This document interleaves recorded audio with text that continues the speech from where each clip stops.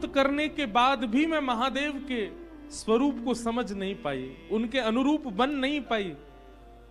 हे हरि, आप केवल, आपके शास्त्र कहते हैं अंते यामति सा गति, अंत में जो मांगो, अंत में जो सोचो वो मिलता ही है। मैं केवल आपसे एक वरदान मांगती हूं, क्या? जन्म जन्म शिव पद अनुराग। शिव को पति रूप में नहीं मांगा, शिव को गुरु रूप में नहीं मांगा, शिव के चरणार विंदों के प्रति अनुराग मांगा। सती ने ऐसा नहीं कहा है कि वो अगले जन्म में शिव अर्धांगिनी ही बन करके आए, बस वो जहां भी रहें वहां से ही शिव के चरणों के प्रति उनका अनुराग हो, ये मांगा।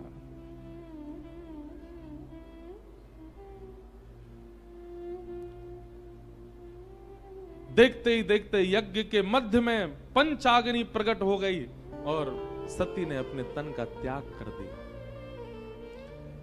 गण दौड़े दौड़े गए, जाकर के महादेव को जैसी बताया।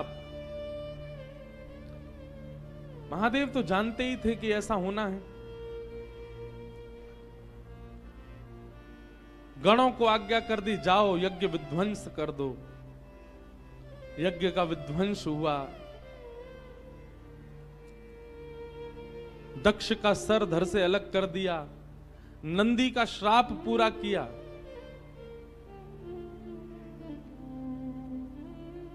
भगवान ने आकर के यज्ञ की रक्षा की। नारायण भगवान ने आकर के शिव के क्रोध को शांत किया। बोले यज्ञ विध्वंस मत करो, हम तो यज्ञ की रक्षा के लिए आते हैं पृथ्वी पर। महादेव सती के श्री विग्रह को लेकर के प्रस्थान करने लगे।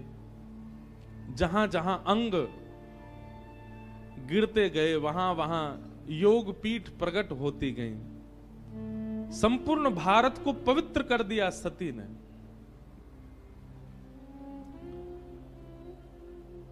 इस प्रकार श्री सती मैया महादेव के चरणों में विलीन हो गई और अंत में मांगा गया वरदान सती को फलीभूत हुआ। कैसे?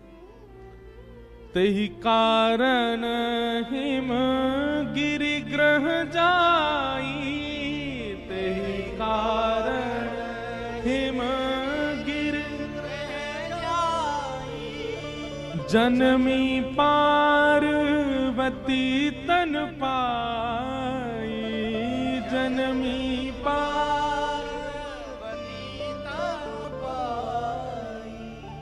वही सती अपने अंत में जब शिव चरणार विंदों की कामना करती हैं, अगले जन्म में वही हिमाचल की पुत्री, हिमालय की पुत्री पार्वती के रूप में प्रकट हुई। पराम्बा जगदम्बा श्री पार्वती मैया की, श्री पार्वती जी का प्रादुर्भाव हुआ। जब ते उमा शैल ग्रह जाई, जब ते उमा शैल ग्रह जाई, सकल सिद्धि संपत्ति तह छाई, सकल सिद्धि संपत्ति तह छाई। जहाँ तहाँ मुनि न सुआश्रम कीन्हे, जहाँ तहाँ मुनि सुआश्रम कीन्हे, उचित वास हिम भूदर दीने, उचित वास हिम भूदर दीने, उचित वास हिम भूदर दीने, उचित वास हिम भूदर दीने।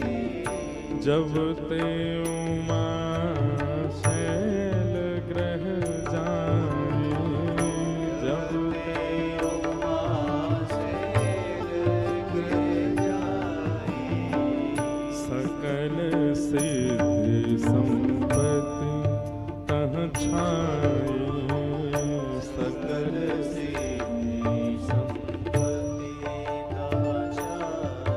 विशेष बात, पार्वती जी के हिमालय में प्रकट होते ही हिमालय का स्वरूप बदलने लगा। हमारे घर में संतान के आने पर घर का व्यवहार, घर का स्वभाव, घर के जनों के मन की स्थिति से पता चलता है कि बालक कैसा है। घर में बालक उत्पन्न होते ही माता पिता के मन में होता है कि अब हम कहीं घूमने जाएं, कुछ ऊधम मचाएं, कुछ उपद्रव करें या कुछ संसारी कामनाओं के प्रति रुचि बढ़ती है, तो कहीं ना कहीं बालक संसारी ही है।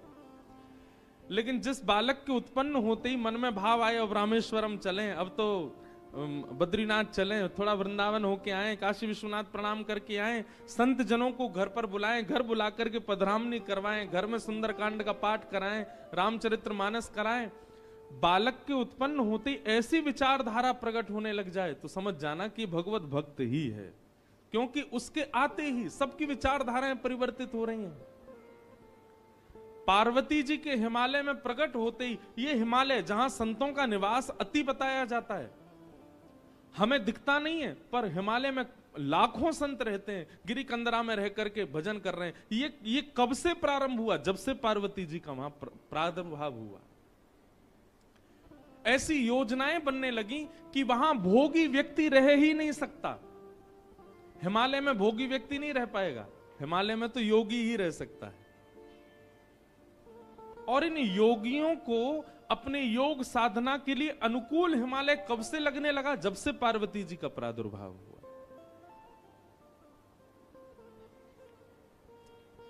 तो कई बार संतान घर में उत्पन्न हो, उस समय घर के सदस्यों की विचारधारा से पता चल जाता है कि संतान कैसी है।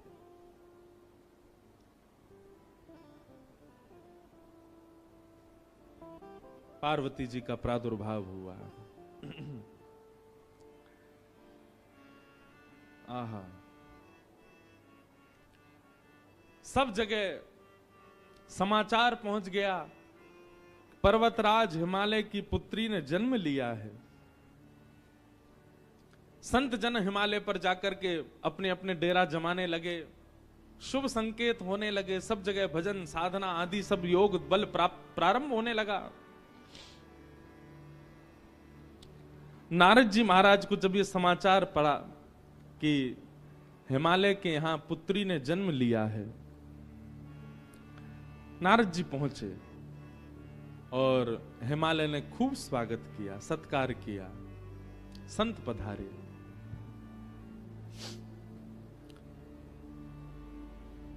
चरणों में प्रणाम करके अपनी कन्या को जैसे ही गोद में दिया,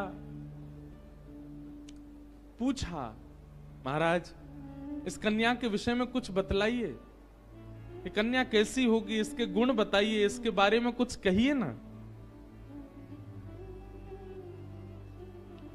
कह मुनि बहिस गूढ़ मृदु बानी, तुम्हारी सकल गुण खानी, सुंदर सहज सुशील सयानी, नाम उमा अंबिका भवानी। आपने महादेव के दर्शन किए यहाँ रामेश्वर भगवान के, और रामेश्वर भगवान के दर्शन करने के बाद आपने पार्वती जी का दर्शन किया। यहां पार्वती जी चतुर्भुज रूप में खड़ी है, चतुर्भुज रूप में विराजमान है। हमारे एक पंडित जी बोले, नारायण भगवान यहाँ क्यों खड़े हैं? मैंने कि नारायण नहीं है, पार्वती जी हैं चतुर्भुज रूप में। यहां पर भी विवाह उत्सव। एक बार मुझे याद है, मैंने शायद पिताजी की कथा में आया था 2011 में, तब मैंने यहाँ कोई उत्सव दर्शन किया था। तब इतनी भीड़ नहीं थी यहाँ रामेश्वरम में, इतनी व्यवस्था भी नहीं थी और इतनी भीड़ भी नहीं थी।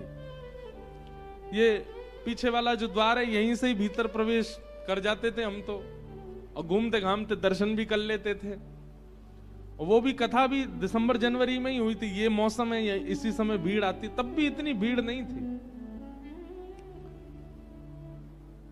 तब हमने यहां पर पालकी में महादेव जाते हैं सज धज के, दुल्हा बन के, ऐसे कुछ देखा तो था, मुझे याद नहीं है वो क्या था। या ऐसा था कि रात्रि में शयन के लिए पार्वती जी के कक्ष के पास महादेव जाते हैं सज धज के पालकी में बैठ करके। पार्वती जी का दर्शन कितना मंगलमय है यहाँ पर भैया। ये पराम्बा है, जगदम्बा है। अब यहां पर गोस्वामी जी ने नाम दे दिया, नाम उमा अंबिका भवानी। ये भवानी है, पूरे विश्व की मैया हैं। इनको प्रणाम करो, वंदन करो। सब लक्षण संपन्न कुमारी, होई संतत पियहि प्यारी। आपकी इस लाली में सारे गुण हैं, सर्वगुण संपन्न है आपकी कन्या। और सबसे विशेष गुण पर प्रकाश डालते हुए नारद जी महाराज कहते हैं, आपकी जो ये लाली है ना, ये ब्याह के बाद अपने पति की अति प्रिय होगी। इनके जो पतिदेव होंगे वो इनसे बहुत प्रेम करने वाले होंगे। इसलिए आप बिल्कुल चिंतित मत होइए, आपकी लाली में सारे गुण ही गुण हैं। हिमालय महाराज बोले, आप तो गुणी गुण बताते जा रहे हो, कोई अवगुण नहीं है क्या? बंधुओं एक बात बहुत ध्यान से सुनो, सब लोग इधर देखो। पृथ्वी पर यदि आप जन्मे हो तो यह बात निश्चित है कि आपके अंदर अवगुण होगा ही होगा।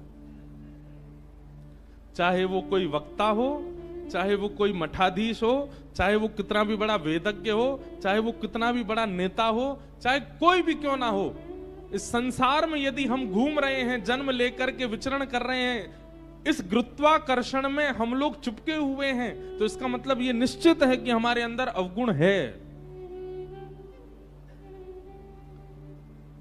कोई सर्वगुण संपन्न नहीं है इस संसार में, सबके अंदर अवगुण होते हैं।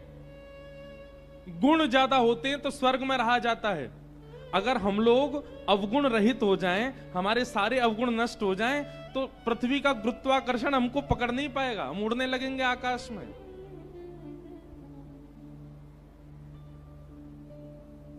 वायु में तैर के ही पहुंच जाओगे धनुषकोडी। आप पृथ्वी पर स्थिर हो, इसका मतलब है कि आप में अवगुण है, इसीलिए पृथ्वी ने आपको पकड़ करके रखा है। गुण ज्यादा होंगे तो स्वर्ग मिलेगा, अवगुण ज्यादा होंगे तो नरक मिलेगा। दोनों बराबर होंगे तब पृथ्वी पर आता है मानव। अब पृथ्वी पर आकर के कर्मानुसार या तो गुण बढ़ा ले या अवगुण बढ़ा ले, वो उसके हाथ में होता है। भगवान 50-50 करके भेजते हैं मानव को। हमारा रेशियो बढ़ता घटता रहता है, क्योंकि हम लोग धाम में बैठे हैं, तीर्थ में बैठे हैं, कथा सुनने के लिए स्पेशली छुट्टी लेकर के काम वाम छोड़ के आए, तो ये बात निश्चित है कि हमारे अंदर गुण 50 से 55% होंगे। लेकिन इसका मतलब ये नहीं कि अवगुण बिल्कुल नहीं है। 45% अवगुण हैं हमारे भीतर, इसीलिए हम पृथ्वी पर हैं। अच्छा, एक बात आपको बड़ी विचित्र बताएं, हमारा उद्देश्य क्या है, लक्षण क्या है? हमको 100% गुण करने हैं क्या? नहीं। अगर गुण की मात्रा बहुत ज्यादा हो गई तो स्वर्ग मिलेगा, शिवलोक नहीं मिलेगा, रामलोक नहीं मिलेगा, कृष्णलोक नहीं मिलेगा। भागवत जी कहती हैं, भगवत धाम की प्राप्ति के लिए तो शून्य होना पड़ेगा, गुण भी नहीं अवगुण भी नहीं, दोनों शून्य हो। आप कहोगे ये कैसे संभव होगा? स्वयं भगवान बताते हैं, असहाय की सहायता करके, परोपकार करके अपने पापों को कम करो। दूसरों की सहायता करने से पाप कम होते हैं, और उपस्थित भोग भोगने से, जैसे ब्याह कर लिया, धन हो गया तो गाड़ी खरीद ली, बढ़िया घर बना लिया, ये उपस्थित भोग हैं। इन उपस्थित भोगों को भोगने से पुण्य कम होते हैं। अब आप कहोगे ये शून्य हो गए, ये कैसे पता चले? जित देखूं उतित श्याम मई है, जिसको देखो उसमें ही राम जी दिखने लग जाएं, जिसको देखो उसमें ही गुण दिखने लग जाए, समझ जाना पाप और पुण्य दोनों शून्य हो गए। बहुत विस्तृत है ये भाव, हमने सूक्ष्म में सुना दिया है। हिमालय जी बोले, आपने तो पार्वती जी में सारे गुणी गुण बता दिए, हमारी लाली में कोई अवगुण नहीं है।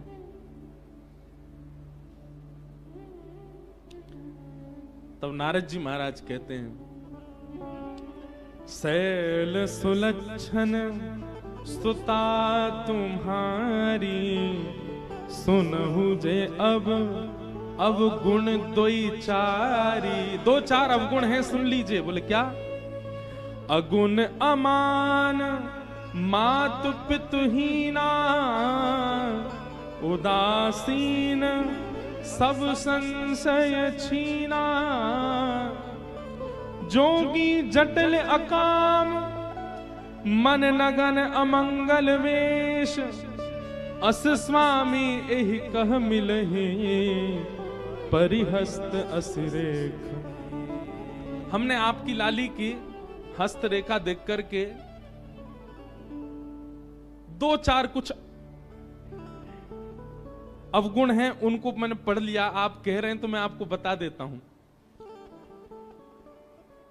हिमालय महाराज नैना देवी थोड़े से संकोच में आ गए। बोले बताइए भगवान। बोले अगुण अमान मात पितहीना, उदासीन सब संशय छीना। आपकी लाली का जिनसे ब्याह होगा वो कैसे होंगे? बोले अगुण, उनमें कोई गुण नहीं होगा, सारे गुणहीन। जैसे गुण किसे कहते हैं?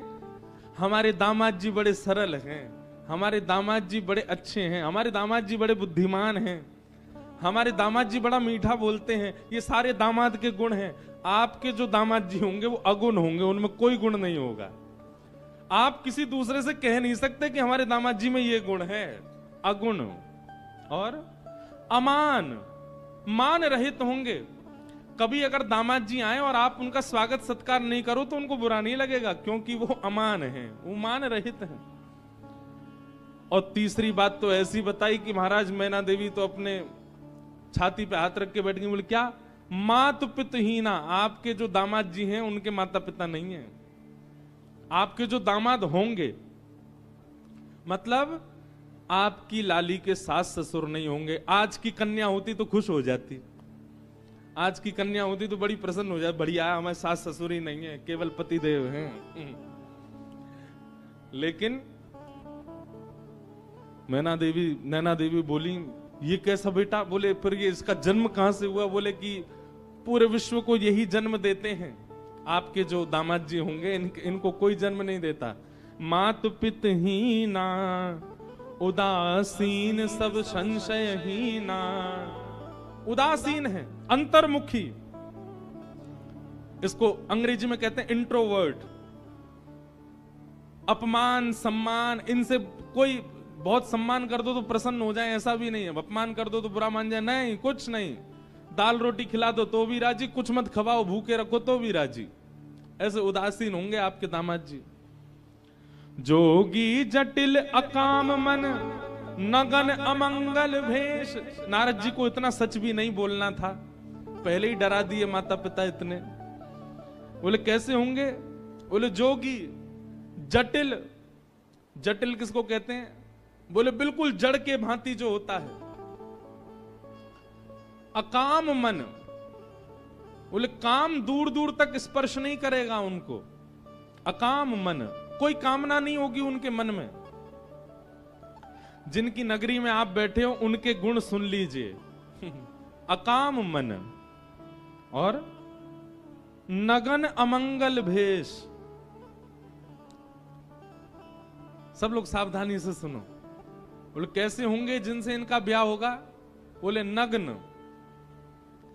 वस्त्र पहना दो तो ठीक, नहीं पहनाओ तो कोई बात नहीं। अमंगल भेष। एक कथा हम एक महात्मा जी से सुन रहे थे।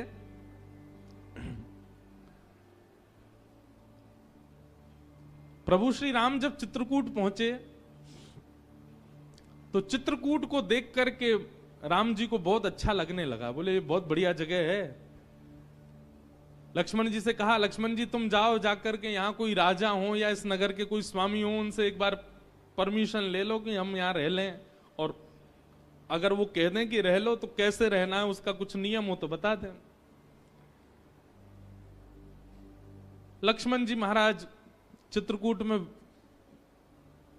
विचरण करते करते जैसे ही गए, इतने में ही महादेव आ गए वहां पर। और महादेव एक जोगी के भेष में बैठे थे और दूर दूर तक तो कोई मानव दिखा नहीं। लक्ष्मण जी ने जैसे ही महादेव को देखा तो महादेव को देख करके उनको लगा, वो पहचान नहीं पाए कि महादेव हैं, उनको लगा कोई मानव दिखा तो। दूर से उन्होंने कहा, सीताराम, इस चित्रकूट नगरी में रहने के क्या नियम है, कृपा करके हमें बता दीजिए। तो वर्णन करते हैं कि महादेव अपनी जीभ निकाल करके और अपने गुप्तांगों को पकड़ करके नृत्य करने लगे, उछल उछल करके। लक्ष्मण जी देख करके भयभीत हो गए, बोले कि भैया जी कैसा व्यक्ति है, हमने तो इनसे पूछा कि यहाँ कोई नगरवासी हो तो बताओ, उसके बारे में कुछ बताओ, ये कैसे जीभ पकड़ करके और अमंगल स्थान का स्पर्श करके नृत्य कर रहे हैं हमारे सामने। लक्ष्मण जी को क्रोध तो आया कि थोड़ा हम कुछ लड़ाई झगड़ा कर लें, मारपीट करें, इस प्रकार से हमारा अपमान कर रहे हैं। पर उन्होंने सोचा कोई नहीं, राम जी से जाके एक बार बता दे। दौड़े दौड़े लक्ष्मण जी आए, बोले पूरे नगर में कोई तो मिला नहीं हमको, एक जोगी मिला। राम जी बोले अच्छा, तो जोगी ने क्या किया? बोले हमने उससे पूछा कि भैया ये नगर में कौन, यहाँ के राजा, यहाँ रहने का क्या नियम? वो तो अपनी जीभ पकड़ करके और ऐसे अपने गुप्त स्थान को पकड़ करके नृत्य करने लगे। राम जी जोर से हंसे, लक्ष्मण जी को हृदय से लगा के बोले, अरे तुमने साक्षात महादेव का दर्शन किया है, साक्षात महादेव है, उनके रूप को पहचानना बहुत मुश्किल है। बोले महादेव थे तो इस प्रकार से कौन नृत्य करता है? राम जी बोले, भैया तुम समझे नहीं, समझदार को इशारा काफी, वो इशारा करके बता रहे थे। उन्होंने कहा कि इस नगरी में यदि रहना है तो सबसे पहले जीभ पकड़ी, बोले वाणी वेगम, अपनी जीभ को वश में रखना, रसना को वश में रखना, ज्यादा बहुव्यंजन पाने की इच्छा मत रखना। जीभ पकड़ करके उन्होंने वह बताया। और दूसरी उन्होंने हमको आज्ञा की है कि भाई वनवासी बने हो, वन में रहने के लिए आए हो, तो अपने काम पर भी विजय प्राप्त कर लेना। इन दो चीजों पर विजय प्राप्त करके वन में रहा जा सकता है, ये संकेत किया है उन्होंने। लक्ष्मण तुम समझ नहीं पाए। लक्ष्मण जी तो बड़े भाव हो गए, बताओ महादेव सामने आए, मैं उनको पहचान भी नहीं पाया। राम जी ने दूर से सुनकर के बता दिया कि वो महादेव हैं। तो ऐसे हैं महादेव। अगर किसी की बहुत प्रबल इच्छा हो कि मैं महादेव का प्रत्यक्ष दर्शन करूं, तो संसारी व्यवहारों से पहले अपने आप को ऊपर ले जाना, क्योंकि महादेव प्रकट होंगे, उनके आव भाव गुण स्वरूप को समझ पाना बहुत मुश्किल है, हर कोई नहीं जान पाएगा। नारद जी महाराज बोले, जोगी जटिल अकाम मन नगन अमंगल भेष, ऐसा भेष होगा आपके दामाद का। अस स्वामी एहि कह मिलहि परी हस्त अरि रेख, मैंने इनकी हस्त रेखा देख करके ये पहचान लिया है।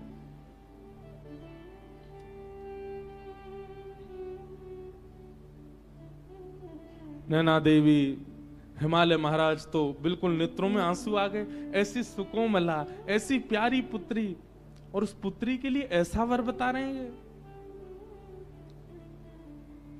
नारद जी कुछ करिए ना, ये तो पूरा माता पिता को जीवन भर यही प्रतीक्षा रहती है कि हमारी बेटी कितनी भी सुंदर हो, कितनी भी योग्य बने, पर उसका दामाद, उसका जो पति हो वो बहुत सुंदर आवे, बहुत सहज आवे, उसके अनुकूल आवे। आप कैसा बता रहे हैं? हमको तो बड़ी घबराहट हो रही है मन में। तब नारद जी महाराज बोले, इसका एक उपाय हो सकता है। क्या? बोले जितने गुण लक्षण हमको पार्वती जी की रेखा देख करके और इनके मस्तिष्क को पढ़ करके दिख रहे हैं, ये सारे गुण लक्षण यदि किसी दैव पुरुष में हो और उनसे इनका ब्याह हो जाए तो मंगल हो जाएगा।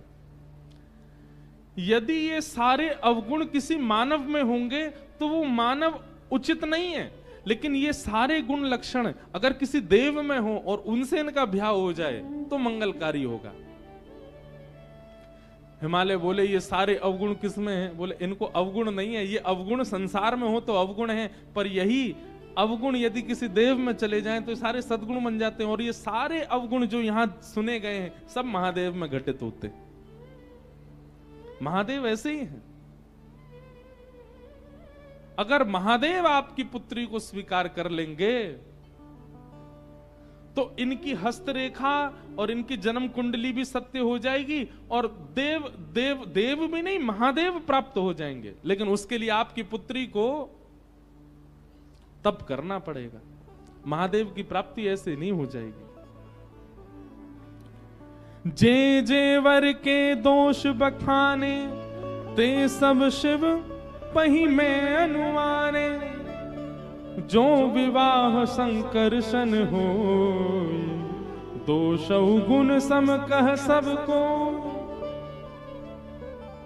हमने जितनी बात बताई है, अगर ये किसी मानव में होंगे वो सारे दोष हैं, पर अगर ये शिव में घटित हों और उनसे इनका ब्याह हो जाए तो सारे अब सद्गुण हो जाएंगे, सद्गुण हो जाएंगे।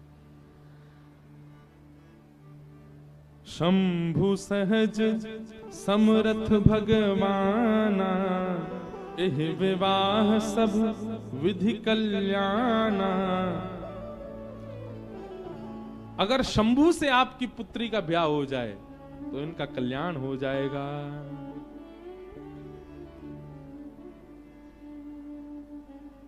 करना क्या होगा? जो तप करें कुमारी तुम्हारी, जो तप करे कुमारी तुम्हारी, जो तप करे कुमारी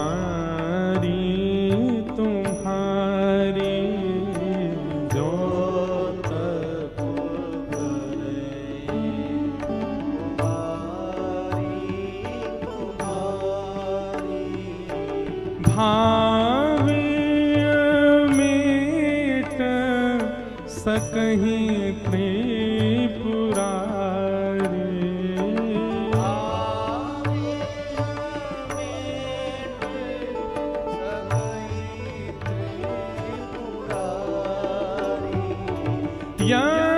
यद्यपि वर अनेक जग माही,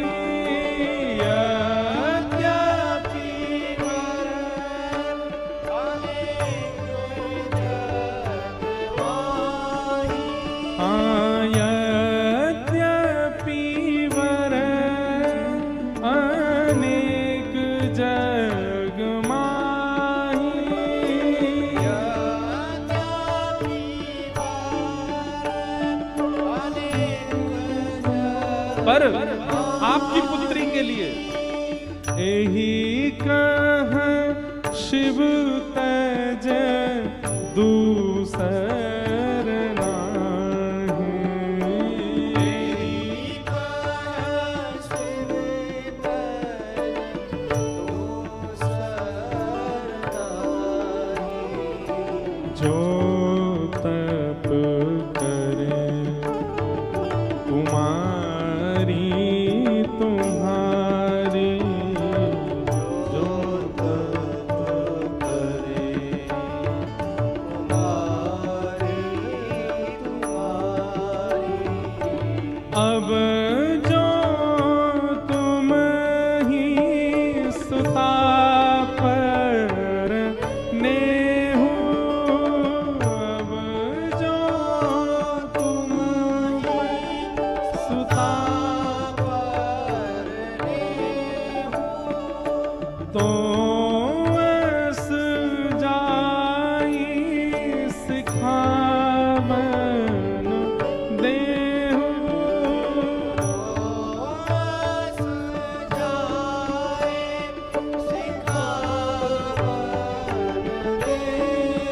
हे मैया, अगर आपको अपनी पुत्री से बहुत प्रेम है तो आप जाइए, जाकर के पुत्री को समझाइए कि वो तप करना प्रारंभ करे, नहीं तो उसके हस्त कमल में, उसकी कुंडली में जो सारे दोष उसके पति में बताए गए वो सारे दोष रहेंगे।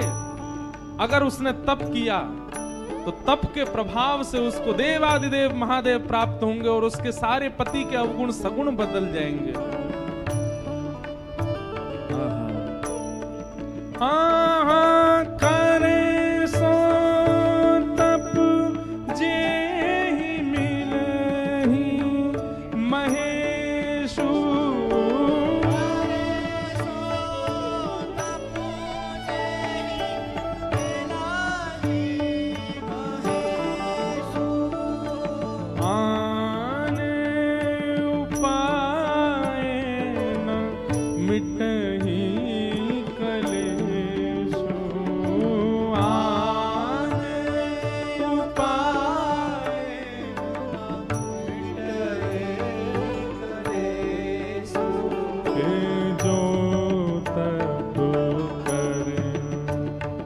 कुमारी तुम्हारी जो तप करे।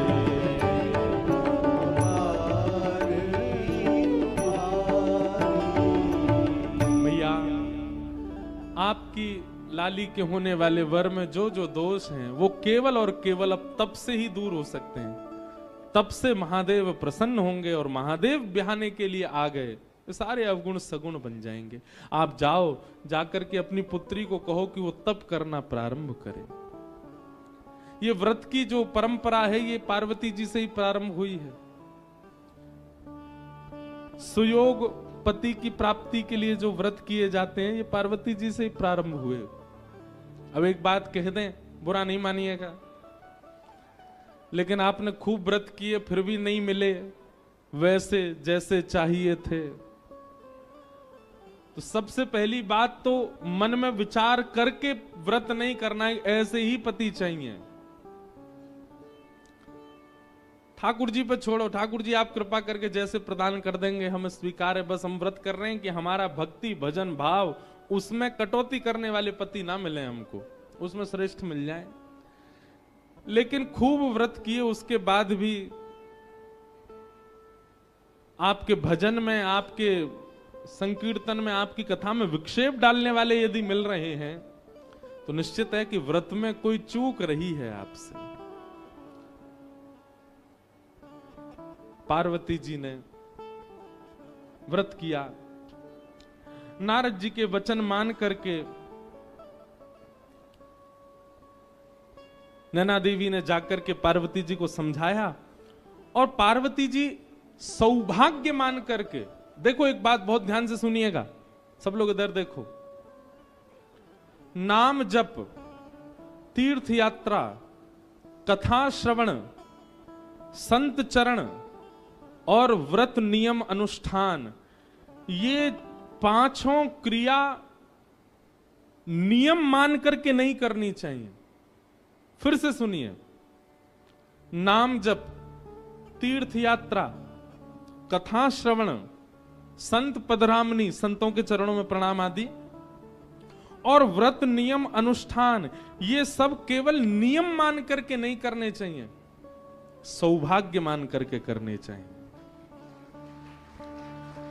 आप तीर्थ किस लिए जा रहे हो? अभी वो महीना आता, पितृपक्ष का महीना आता, पूरी दुनिया गया जी जाती है, सौभाग्य मान के नहीं जाते हैं। किस लिए जाते हैं? नियम है कि हम वहां जाकर के तर्पण करेंगे तो हमारे जो पितृ हैं वो मुक्त हो जाएंगे। पूर्णिमा के दिनों पर महाराज गिरिराज जी में इतनी भीड़ होती है, लोग परिक्रमा करते हैं गोवर्धन बाबा की, क्यों? नियम है, पूर्णिमा के दिन करो। भाई दूज के दिन जमुना जी में स्नान करते हैं, क्यों? नियम है, बहन भैया हाथ पकड़ के स्नान करेंगे तो यम द्वितीया के दिन स्नान करते हैं तो उससे बहन भैया का प्रेम बढ़ता है। नियम मान करके तीर्थ यात्रा नहीं करनी चाहिए, सौभाग्य मान करके। उतनी प्रसन्नता, उतना उत्साह चित्त में होना चाहिए, अरे हम रामेश्वरम जा रहे हैं, जाकर के महादेव का दर्शन करेंगे, समुद्र में स्नान करेंगे, धनुष कोड़ी का दर्शन करेंगे, सीता कुंड का दर्शन करेंगे, आदि आदि सब भाव दर्शन करेंगे, ये सौभाग्य मान करके जाना चाहिए। दूसरा, नाम जप भी नियम नहीं, बस फेर रहे हैं, गुरुजी कह के गए 12 माला रोज करनी है, 18 माला रोज करनी है, और महाराज घिसे जा रहे हैं, जल्दी पूरी हो फिर आगे काम के लिए जा, नहीं, नियम मान के नहीं, सौभाग्य मान करके करो। तीसरा, कथा श्रवण। अब क्या बताएं, हमको हमारे रिश्तेदार कथा करा रहे हैं, सुनने तो जाना पड़ेगा हमको, नियम मान के नहीं, सौभाग्य, हमारा सौभाग्य है, हम रामेश्वरम में कथा सुनने के लिए जा रहे हैं। संतों के चरणों में प्रणाम।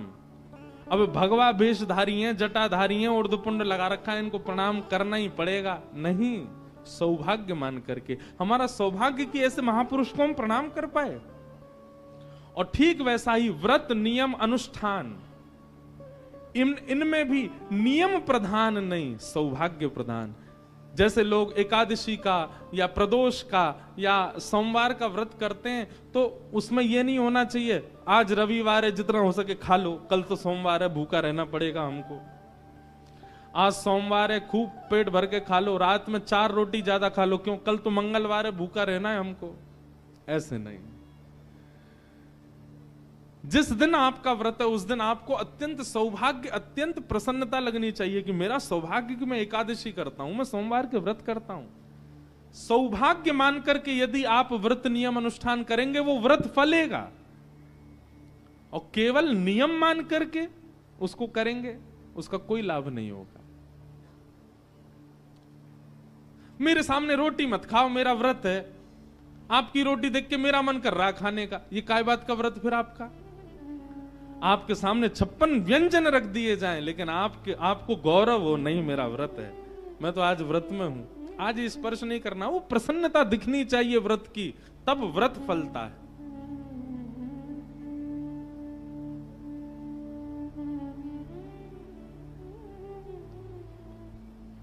और जैसा तप बता करके गए, उर्धरि उमा प्राणपति चरणा, जाई विपिन लगी तप करना। पार्वती जी अपने हृदय में श्री महादेव का चिंतन करके निकल पड़ी हैं तप करने के लिए।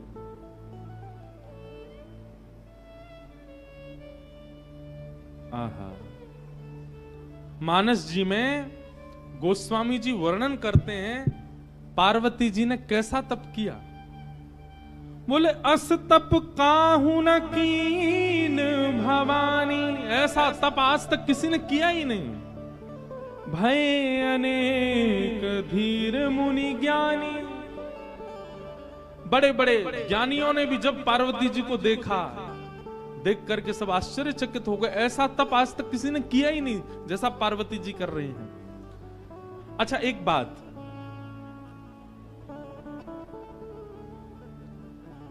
अब व्यवस्था में तप करना, जैसे कि पार्वती जी अत्यंत रूपवान हैं, पार्वती जी के पिता अत्यंत संपन्न हैं, जन्म से ही लाड़ प्यार और सब प्रकार की अनुकूल परिस्थितियां पार्वती जी ने देखी हैं, और उसके बाद में इस प्रकार का तप कर रही हैं, ये आश्चर्य की बात है। और जिस व्यक्ति ने बचपन से ही कुछ देखा ही नहीं, बिल्कुल अभाव ही देखा, वो तप कर ले तो कोई बड़ी बात नहीं, उसने बचपन से ही तप किया है। लेकिन पार्वती जी, उन्होंने तो जीवन में अभाव देखा ही नहीं है, और आज वे जाकर के तप कर रही हैं, तो उनका तप अति विलक्षण है। आहा,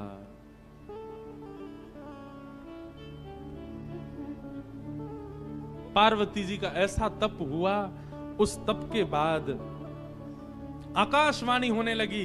बोले हे पार्वती जी, हे जगदम्बा पराम्बा, हे हिमालय पुत्री, आप जिस कारण से तप कर रही हैं आपका तप निश्चित पूर्ण होगा, और जिनकी प्राप्ति के लिए आप तप कर रही हैं वो आपको प्राप्त होंगे। आहा, पार्वती जी के विषय में बताया गया। और अब यहां महादेव की स्थिति सती जी के जाने के बाद की बता रहे हैं। जब ते सती जाई तनु त्यागा, तब ते शिव मन भयउ विरागा। एक तो महादेव पहले से ही वैराग्य रूप में रहते हैं, लेकिन सती के प्राण त्यागने के बाद अब महादेव और बीतराग हो गए और वैराग्य में आ गए। जपहि सदा रघुनायक नामा, जहां तहां सुनहि राम गुण ग्रामा। राम जी का स्मरण करते हैं, और जहां भी कथा होती है महादेव बिन बुलाए पहुंच जाते हैं और पूरी कथा श्रवण करते हैं, केवल राम राम राम चिंतन करते हैं। ऐसे बीतराग, ऐसे वैराग्य में महादेव जाते चले गए। ऐसे ही चलते चलते चलते बहुत समय निकल गया। बंधुओं, गोस्वामी जी महाराज आगे जो वर्णन कर रहे हैं उस भाव को पढ़कर के एक मन में भाव आता है। हम भजन की श्रेष्ठता किसमें मानते हैं? हम भजन की श्रेष्ठता मानते हैं कि हमारे भजन से हम जिसका भजन कर रहे हैं वो प्रकट हो जाए। हम इसी को भजन की श्रेष्ठता मानते हैं। राम जी का इतना स्मरण किया, इतना ध्यान किया महादेव ने। प्रगटे राम कृतज्ञ कृपाला, प्रगटे राम कृतज्ञ कृपाला। कैसा रूप? रूपशील निधि तेज विशाला, रूपशील निधि तेज विशाला। बहु प्रकार शंकरी सराहा, बहु प्रकार शंकराई सराहा। तुम बिन अस व्रत को निर्वाहा, तुम बिन अस व्रत को निर्वाहा। सती के जाने के बाद महादेव ने ऐसा व्रत किया, ऐसा तप किया, ऐसा स्मरण किया राम जी का कि राम जी को प्रकट होना पड़ा। प्रसन्न मुद्रा में श्री राम जी प्रकट हो गए महादेव के सामने। आगे जो हुआ वो अद्भुत है। नियम तो आज तक हमने ऐसा सुना है कि देव प्रकट होकर के कहते हैं कि वरदान मांगो, परंतु राम जी प्रकट होकर के महादेव से कह रहे हैं हमको वरदान दे दो।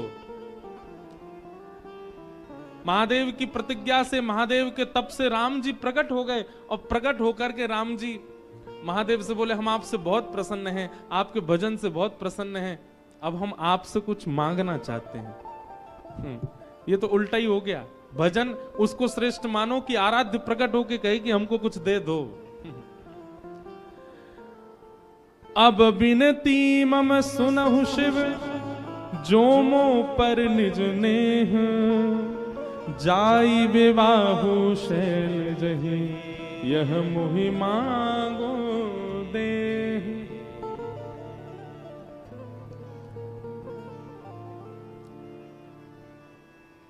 कितनी अच्छी बात।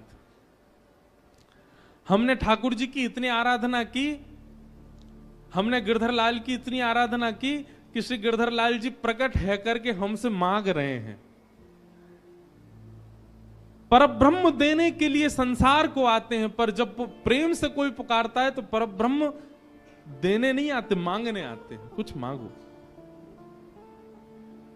राम जी मांग रहे हैं, हे शंकर जी आपने इतनी तपस्या की, मैं बहुत प्रसन्न हूं, अब मुझे कुछ दे दीजिए। शंकर जी हंसने लगे, बोले क्या, आपको क्या दूं, आपके पास तो सब कुछ है। बोले बस हम कुछ मांगना चाह रहे हैं, वो हमको दे दीजिए। बोले क्या चाहिए? बोले जाई विवाहु शैलजा, हिमाचल की पुत्री, हिमालय की पुत्री पार्वती जी से आप जाकर के विवाह करो। बस यही वरदान हमको दे दीजिए कि हम इन नेत्रों से आपका विवाह देखना चाहते हैं, आप जाकर के विवाह कीजिए। शंकर जी जैसे ही राम जी के वचन सुने, वचन सुनकर के शंकर जी ने कोई दूसरा विचार मन में आया नहीं। मात पिता गुरु प्रभु की वाणी, विनहि विचार करिए शुभ जानी। गोस्वामी जी कहते हैं माता पिता गुरु की आज्ञा का पालन करना एक बात है, पर माता पिता गुरु की आज्ञा को शुभ जान करके पालन करना ये विशेष बात है। पिताजी कह रहे हैं ऐसा करो, मां कह रही है ऐसा करो, गुरु कह रहे हैं ऐसा करो, अब उनने कहा है करना तो पड़ेगा। वो आपको भार नहीं लगना चाहिए कि माता पिता ने कहा मुझे करना पड़ेगा। यहां पर एक शब्द जोड़ दिया गया, शुभ जानी। मां यदि कह दे ऐसा करो तो उसमें अपना शुभ ही जानिए कि नहीं ऐसा करूंगा तो ही मेरा शुभ होगा। पिता ने ऐसा कहा, वो करने में आपका यह भाव होना चाहिए मेरा शुभ ही होगा, और उस क्रिया को कर दीजिए। कई बालक हमारे पास आते हैं, वो आके कहते हैं हमने पिता की आज्ञा मानी और आज पिता की आज्ञा मानने का ये परिणाम कि हम पीछे रह गए, हम ये नहीं कर पाए, हम वो नहीं कर पाए। शास्त्र कहते हैं कि माता पिता की आज्ञा मानो, हमने तो मानी थी पर हम तो पीछे रह गए, हम तो कुछ कर ही नहीं पाए। इसीलिए गोस्वामी जी ने एक शब्द जोड़ दिया, मात पिता गुरु प्रभु की मानी, मानिए पर कैसे, बिना ही विचार। उस पर विचार नहीं होना चाहिए, करिए शुभ जाने, उसको शुभ जान करके करो।